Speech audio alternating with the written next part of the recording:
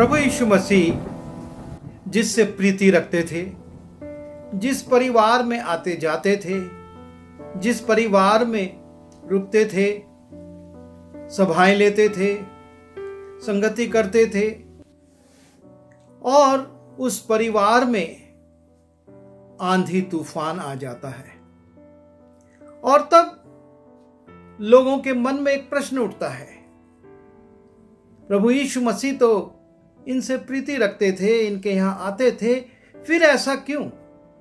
और जब हम यूहन्ना रचित सुसमाचार उसके 11वें अध्याय में जाते हैं और उसके 35वें पद से देखते हैं, वहां पर लिखा हुआ है कि जब यीशु मसीह को लाजर की कब्र पर ले जाया जाता है तब यीशु मसीह वहां पर बड़े दुखी हो जाते हैं। वहां के बोझिल वातावरण को देखकर, वहां की परिस्थितियों को देखकर और वहां जो लोग थे उनकी स्थिति को देखकर यीशु मसीह के विषय में लिखा है, यीशु के आंसू बहने लगे।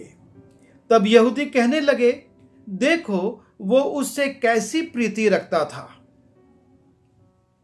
परंतु उनमें से कितनों ने कहा, क्या जिसने अंधों की आंखें खोली ये भी ना कर सका कि ये मनुष्य ना मरता? और ये सामान्य सा सवाल है कि जो बड़े बड़े आश्चर्य कर्म करता था, क्या वो ये भी ना कर सका कि ये मनुष्य ना मरता? और जब विपरीत परिस्थितियां आती हैं, जब संकट आते हैं, जब परेशानियां आती हैं, तो बहुत से लोग इस बात को सोचने लगते हैं कि जिस व्यक्ति के जीवन में, जिस परिवार के जीवन में ये आंधी तूफान आए हैं, वो तो बड़े भले थे, अच्छे काम करते थे, अच्छी संगति में रहते थे, फिर क्यों उनके जीवन में ये समस्या या ये परेशानी आई? जरूर से इन्होंने कोई गलत कार्य कर दिया होगा जिसे हम नहीं जानते या जिसे समाज नहीं जानता, जिसे लोग नहीं जानते, पर परमेश्वर जानता था। जब जहाज टूट गया और किसी ना किसी रीति से लोग तट पर चले गए और पानी बरस रहा था, ठंड थी, आग जलाई गई और एक गट्ठर उठाकर उसने आग पर रख दिया और तब एक जहरीला सांप निकला और उसके हाथ से लिपट गया और लोग ये कहने लगे उसे देखकर कि अवश्य ये हत्यारा मनुष्य है, क्योंकि ये आंधी तूफान से, जहाज के डूबने से तो बच गया, लेकिन न्याय ने इसको नहीं छोड़ा। और तब पौलुस ने उस सांप को झटका और वो आग में गिर गया और लोग सोचने लगे अब सूझ जाएगा, अब ये बेहोश होकर गिर जाएगा, अब ये मर जाएगा, लेकिन ऐसा नहीं हुआ। तब लोग कहने लगे, अरे ये तो देवता है। ये संसार का दृष्टिकोण है। जब संकट विपत्ति आती है तो लोग कहते हैं कि निश्चय इसने कुछ गलत किया होगा, लेकिन सच्चाई ये है कि आंधी और तूफान, समस्याएं हर एक के जीवन में आती हैं। हर एक के जीवन में ये समस्याओं कभी ना कभी किसी ना किसी रूप में आ जाती हैं और उसका न्याय करना हमारे अधिकार में नहीं है, क्योंकि परमेश्वर अपने तरीके से अपने कामों को करता है। परमेश्वर का पुत्र प्रभु यीशु मसीह लाजर से प्रीति रखता था और वो उससे प्रेम करता था। हम जब देखते हैं लूका रचित सुसमाचार उसके 10वें अध्याय के 38वें पद में, फिर जब वे जा रहे थे तो वो एक गांव में गया और मार्था नाम एक स्त्री ने उसे अपने घर में उतारा। और यीशु मसीह जब भी बैतनिया जाते, मार्था नाम की स्त्री उसे अपने घर में उतारती थी, वहां पर वो रुकता था, वहां पर वो संगति करता था। और इसी उल्लेख में लिखा हुआ है कि उसकी बहन मरियम यीशु मसीह के पांव के पास बैठकर परमेश्वर का वचन सुन रही थी। और यहाँ पर दोनों बहनों का उल्लेख है। मार्था का है वो यीशु मसीह को अपने घर में उतारती है, और मरियम का है कि वो वचन सुन रही है। लेकिन तीसरे व्यक्ति का उल्लेख यहां पर नहीं है, और वो तीसरा व्यक्ति है लाजर। लाजर का हम उल्लेख नहीं पाते, उस झुंड में भी वो नहीं है, मार्था की सहायता करने में भी नहीं है, और यीशु मसीह को अपने घर में उतारने में भी वो नजर नहीं आ रहा है। तो लाजर कहां है? और लाजर जिससे कि यीशु मसीह प्रीति रखता था, वो अक्सर यीशु मसीह से बचकर इधर उधर निकल जाता था। इसका मतलब यह नहीं कि वो पापी था, या उसमें गलत आदतें थीं, या उसके जीवन में कमजोरियां थीं, पर हम ये देखते हैं कि लाजर यीशु मसीह की संगति से अपने आप को कई बार अलग कर लेता था, और इसलिए उसकी दोनों बहनों का उल्लेख तो आता है, लेकिन लाजर का उल्लेख नहीं आता। लाजर उन परिस्थितियों में जब यीशु मसीह उनके घर में उतरता था, जब उसके घर में जाता था, तो लाजर कहाँ रहता था, इसका उल्लेख हम नहीं पाते। और तब हम देखते हैं कि यीशु मसीह बैतनिया से दूर, लगभग 2 दिन के सफर से दूर सेवा में लगे हुए हैं, और उन परिस्थितियों में उस जगह पर उनके पास संदेश पहुंचता है कि जिससे वो प्रीति रखते थे। लिखा है कि यूहन्ना उसके 11वें अध्याय के 3 पद में, सो उसकी बहनों ने उसे कहला भेजा कि हे प्रभु देख, जिससे तू प्रीति रखता है वो बीमार है। लाजर यीशु मसीह के संपर्क में ज्यादा नहीं आता था, ज्यादा उसके साथ उसका कोई भी उल्लेख नहीं है, लेकिन यीशु मसीह उससे प्रीति रखता था। उस परिवार से वो एक गहरा संबंध रखता था, और ये बहनें जानती थीं, और इसलिए यीशु मसीह से ये नहीं कहती हैं कि हमारा भाई बीमार है, वो ये नहीं कहती हैं कि लाजर बीमार है, लेकिन वो ये कहती हैं कि हे प्रभु, जिससे तू प्रीति रखता है वो बीमार है। यीशु मसीह की प्रीति को देखिए, कई बार हम उससे दूर दूर चले जाते हैं, हम उससे दूर के संबंध को बना के रखते हैं, लेकिन प्रभु यीशु मसीह हमको नहीं छोड़ता है। और यहाँ पर भी ये बहनें जानती हैं, और इसलिए यीशु मसीह के पास खबर भेजती हैं कि हे प्रभु, जिससे तू प्रीति रखता है। था नहीं, लेकिन है, वो प्रीति रखता है, और इस बात को उल्लेखित करते हुए वो उसको सूचना देती हैं कि वो बीमार है, और कोई साधारण बीमारी उसको नहीं हुई, एक ऐसी बीमारी जिसके कारण मृत्यु उसके जीवन में आ गई। जब हम 6वें पद को देखते हैं, लिखा है, सो जब उसने सुना कि वो बीमार है, जब यीशु मसीह ने सुना कि लाजर बीमार है, तो जिस स्थान पर वो था वहां 2 दिन और ठहर गया। यीशु मसीह ने इस समाचार को सुन लिया, ये बात जान ली कि उसका मित्र लाजर बीमार है, लेकिन लिखा है कि जिस स्थान पर वो सेवा कर रहा था वहां वो 2 दिन और रुक गया, और 2 दिन रुकने के बाद लिखा है, फिर इसके बाद उसने चेलों से कहा, आओ हम फिर यहूदिया को चलें। वो वापस जाने की बात करता है, और चेले कहते हैं, यहूदिया में तो तेरी जान का खतरा है, वहां पर तेरे जान के लिए लोग प्यासे हैं। यीशु मसीह उनकी कोई बात नहीं कहते सुनते, लेकिन कहते हैं, यीशु ने उत्तर दिया, क्या दिन के 12 घंटे नहीं होते? यदि कोई दिन को चले तो ठोकर नहीं खाता, क्योंकि इस जगत का उजाला देखता है। और वो इस बात को कहते हैं कि मैं जाऊंगा, बैतनिया जाऊंगा, यहूदा में जाऊंगा। और उसने ये बातें कही। इसके बाद उसने कहा, हमारा मित्र यीशु मसीह जिससे प्रीति रखते थे उसके लिए संबोधन कर रहे हैं। सिर्फ उसका नाम नहीं ले रहे हैं, लेकिन कह रहे हैं हमारा मित्र लाजर। और ये महत्वपूर्ण बात है कि यीशु मसीह आपको और मुझको किस नाम से संबोधित करते हैं और उसके पहले वो क्या संबंध स्थापित करते हैं। यीशु मसीह सिर्फ लाजर नहीं कहते कि मैं जा रहा हूं क्योंकि लाजर सो गया है, लेकिन कहते हैं हमारा मित्र लाजर सो गया है परंतु मैं उसे जगाने जाता हूं।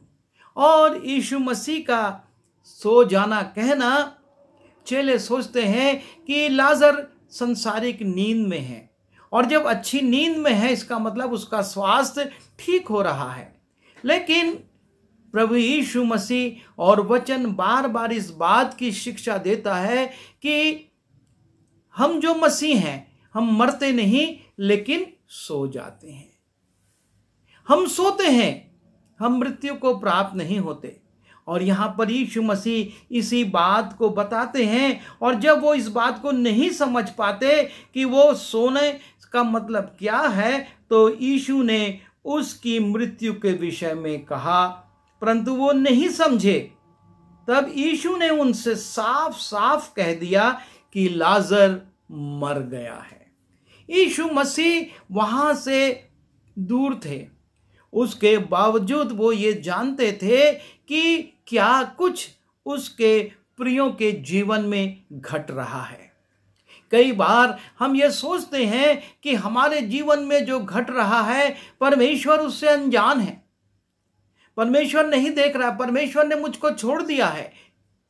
बहनों ने सोचा होगा हमने संदेश भेजा लेकिन यीशु मसीह नहीं आए, उनकी मित्रता ऐसे ही रहती। पर यीशु मसीह की दृष्टि हर बात पर थी। वो लाजर की हर अवस्था को देख रहा था, जान रहा था, और इसलिए उसने स्पष्ट कह दिया कि लाजर मर गया है। परमेश्वर आपकी और मेरी दशा से परिचित है, वो जानता है और वो आपके लिए और मेरे लिए काम कर रहा है। लेकिन कई बार जीवन के आंधी तूफान में हमको ऐसा लगता है कि परमेश्वर काम नहीं कर रहा है, यीशु मसीह नहीं देख रहा है, यीशु मसीह कोई रिएक्शन नहीं कर रहा है। पर यीशु मसीह बैतनिया से दूर वहां अपने चेलों को बता रहा है कि लाजर मर गया है और हम उसे जिलाने को जाते हैं। और तब उसके चेले कहते हैं आओ हम भी चलें, हम भी देखें और हम भी उसको जिलाने की क्रिया में सम्मिलित हों। और तब यूहन्ना उसके 11वें अध्याय के 11वें पद में यीशु मसीह ने सारी बातें जब स्पष्ट कर दी, तब वो फिर से बैतनिया को आता है और वो बैतनिया को लौटता है और वहां पर आकर पूछता है कि उसे कहां रखा है। आंधी तूफान आ गए। बहन कहती है यदि तू यहां होता तो मेरा भाई कदापि ना मरता। यीशु ने कहा मैं पुनरुत्थान और जीवन हूं। मैंने तुझसे कहा था यदि तू विश्वास करेगी तो तेरा भाई जीवित रहेगा। और तब वो कहती है हाँ मैं विश्वास करती हूं कि अंतिम दिन वो फिर से जिलाया जाएगा। पर यीशु मसीह उसको उसी समय जिलाने की बात करते हैं और ये आंधी तूफान आता है। दोनों बहनें दुखी हैं, लोग भीड़ लगाकर उनके घर में उनको सांत्वना दे रहे हैं, लेकिन वो सांत्वना जो कि संसार देता है। लेकिन यीशु मसीह वैसी सांत्वना नहीं देते। यीशु मसीह आते हैं, बाहर ही खड़े होकर पूछते हैं कि उसे कहाँ रखा है, और तब यीशु मसीह कब्र पर पहुंचते हैं। वो लाजर जो कि उनसे दूर दूर रहता था, जो कि किसी भी मीटिंग में हमने नहीं देखा। जब वो घर में उतरता था उसको वहां पर नहीं पाया, लेकिन यीशु का प्रेम उस लाजर के साथ था, उस परिवार के साथ था। और यीशु मसीह उसकी कब्र पर आते हैं और जब उसको लोग दुखी देखते हैं तो कहते हैं, ये मनुष्य जिसने इतने बड़े बड़े आश्चर्य कर्म किए, क्या ऐसा भी नहीं कर सका कि ये व्यक्ति ना मरता? और तब यीशु मसीह परमेश्वर की ओर अपनी दृष्टि उठाते हैं, आकाश की ओर दृष्टि उठाते हैं, धन्यवाद देते हैं कि जो कुछ मैं प्रार्थना में मांगता हूं तू देता है। और लाजर को आवाज देते हैं, और मुर्दा लाजर जो 4 दिन से मर गया था, जिसकी कब्र के पत्थर को भी हटाने के लिए उसकी बहन मना कर रही थी क्योंकि अब तो उससे बदबू आती होगी, पर यीशु मसीह उसी लाजर को जो कि मृत्यु को प्राप्त हो चुका था, जिसके शरीर के अवयव इस समय तक सड़ जाने थे, आवाज देकर बुलाते हैं और लिखा है कि वो कफन से बंधा हुआ बाहर आ जाता है। संसार के सामने एक बड़ा आश्चर्य कर्म, जिससे यीशु मसीह प्रीति रखते हैं, जिससे यीशु मसीह प्रेम संबंध रखते हैं, जिसके घर में यीशु मसीह जाते हैं, यीशु मसीह उन पर अपनी करुणा को बनाए रखते हैं। और इसीलिए हम देखते हैं कि जब यीशु मसीह को ये मालूम हुआ, उन्होंने कहा, इस आंधी और तूफान को आने दो, ये जलजला इस परिवार में आने दो, क्योंकि कुछ बातें हैं लाजर के जीवन में, जो दूरियां हैं वो खत्म होना है। मेरी प्रीति से काम नहीं चलेगा, मेरे प्रेम से काम नहीं चलेगा, मेरे नजदीक उसको आना होगा। क्योंकि प्रभु यीशु मसीह ने उसकी बहन के लिए यही कहा था कि मरियम ने जो उत्तम स्थान चुन लिया है वो उससे छीना नहीं जा सकता। और वो उत्तम स्थान था यीशु मसीह के चरणों के पास बैठकर उसके प्रवचन को, उसके संदेश को, उसके उपदेशों को सुनना था। मार्था बहुत काम कर रही थी। वो कहते हैं तू बहुत बातों की चिंता करती है। लाजर इधर उधर घूमता था। यीशु मसीह ये भी जानते थे, और एक स्वर्गीय तरीके से, एक ईश्वरीय तरीके से वो इस परिवार में जलजला लाकर, इस परिवार में आंधी तूफान लाकर उनकी उन कमजोरियों को, चाहे वो मर्था हो और चाहे वो लाजर हो, एक झटके में दूर कर देते हैं। और जब हम आगे जाते हैं यूहन्ना उसके 12वें अध्याय के 1-2 पद में, तब लिखा है, फिर यीशु फसह से 6 दिन पहले लाजर जी उठा। लाजर अपने घर चला गया और अब फसह का पर्व 6 दिन बचा है। फिर यीशु फसह से 6 दिन पहले बैतनिया में आया, जहां लाजर था जिसे यीशु ने मरे हुओं में से जिलाया था। वहां उन्होंने उसके लिए भोजन तैयार किया और मार्था सेवा कर रही थी, और लाजर उनमें से एक था जो उसके साथ भोजन करने के लिए बैठे थे। अब लाजर का स्थान बदल गया। अब लाजर इधर उधर नहीं है, लेकिन उस झुंड में है जो यीशु के साथ भोजन कर रहा है। यीशु ने कहा, देख मैं द्वार पर खड़ा हुआ खटखटाता हूं, यदि कोई मेरा शब्द सुनकर द्वार खोलेगा तो मैं उसके साथ भीतर प्रवेश करूंगा और वो मेरे साथ और मैं उसके साथ भोजन करूंगा। यह संसारिक भोजन नहीं, लेकिन यीशु मसीह उस आत्मिक भोजन की बात करते हैं जिससे कि वो अपने लोगों को तृप्त करना चाहते हैं। क्योंकि यीशु ने कहा, मनुष्य केवल रोटी ही से नहीं, लेकिन हर एक उस वचन से जो परमेश्वर के मुंह से निकलता है जीवित रहेगा। और लाजर अब यीशु मसीह के साथ उस झुंड में है जो उसके साथ भोजन करता है। और ये लाजर के जीवन में आए आंधी तूफान का सुखद अंत है। उसने अपने जीवन में बहुत सी बातों को देखा था, बहुत बार यीशु मसीह को देखा था, अपने घर में भी देखा था, लेकिन उसके यीशु मसीह के साथ वो गहराई से संबंध नहीं था। और यीशु मसीह यही चाहते हैं, वो अपने प्रियों को छोड़ते नहीं हैं, लेकिन हिलाकर उनको उस स्थान से हटा देते हैं जो मनुष्य ने अपने लिए बना लिया है। वो चाहते हैं कि सब उसके पास आए, और इसीलिए उसने कहा, हे सब परिश्रम करने वाले और बोझ से दबे लोगों, मेरे पास आओ, मैं तुम्हें विश्राम दूंगा। लाजर के जीवन में विश्राम तब आया जब वो यीशु मसीह के पास आ गया। प्रभु आपको और मुझको बहुत प्रेम करता है, हम उसके मित्र हैं, वो हमसे मोहब्बत करता है। और कई बार जब हम उसकी आवाज को नहीं सुनते, कई बार जब हम उसकी संगति से दूर चले जाते हैं, वो हमारे जीवन में आंधी और तूफान को आने देता है।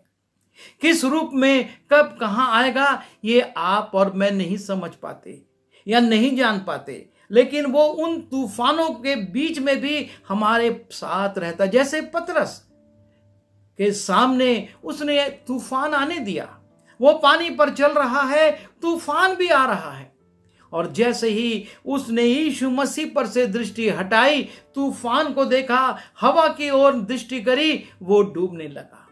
प्रभु ये तूफान आने देता है, लेकिन इन तूफानों में उसका बलवंत हाथ हमारे साथ है। पतरस को उसने पानी में डूबने नहीं दिया, जैसे ही उसने चिल्लाया, उसने उसका हाथ पकड़कर निकाल लिया। लाजर को उसने कब्र में रहने नहीं दिया, बहनों को उसने दुखी होने नहीं दिया, लेकिन एक तूफान ने सब परिस्थितियों को बदल दिया और लाजर एक नए सिरे से प्रभु यीशु मसीह के पास आ गया। प्रभु हमसे भी यही चाहता है, हम अपने जीवन पर विचार करें और प्रभु से अपने संबंधों को और प्रगाढ़ कर लें। प्रभु हमारी सहायता करे। आइए प्रार्थना करें। प्रभु जी, हम धन्यवाद देते हैं लाजर के लिए। मृत्यु उसके जीवन में आई, लेकिन आपने उसको उस पर हावी होने नहीं दिया, और 4 दिन तक मृत्यु ने उसको अपने वश में रखा, लेकिन जैसे ही आप आए उसको आजाद करना पड़ा और लाजर फिर से कब्र के बाहर आ गया। हमारे जीवन में कई समस्याएं, कई बीमारियां, कई रोग और कई परेशानियां आती हैं। प्यारे पिता परमेश्वर, जब आप पुकारते हैं वो सब समाप्त हो जाता, वो सारी परिस्थितियां बदल जाती और हमको फिर से अवसर मिलता है कि हम आपके साथ आत्मिक भोजन कर सकते हैं। इसलिए प्रभु जी, हम आपसे विनती करते हैं, हम संसारिक ताम झाम में ना रहें, हम संसारिक बातों में ज़्यादा दिल ना लगाएं, लेकिन अपना मन आपकी ओर लगाएं ताकि आपसे प्रतिफल पाएं। विनती यीशु के नाम में, आमीन।